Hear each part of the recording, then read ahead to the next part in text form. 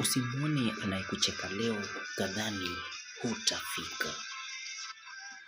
Kila mtu ana safari yake na kila safari ina wakati wake. Wanaokucheka leo huenda kesho wakashangazwa na ushindi wako. Usikate tamaa kwa sababu ya maneno ya watu.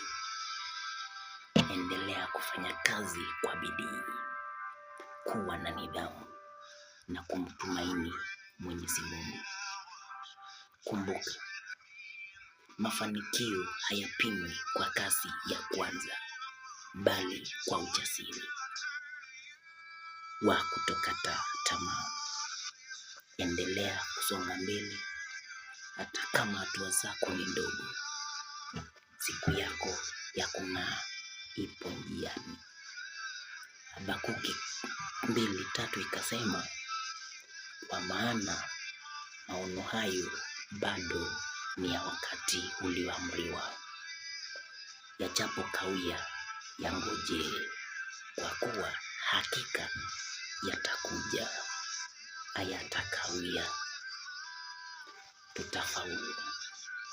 Maisha ni safari. Ipo siku. Mwalimu Dan Molekini. Kwaheri, Mungu akulinde, awe nawe.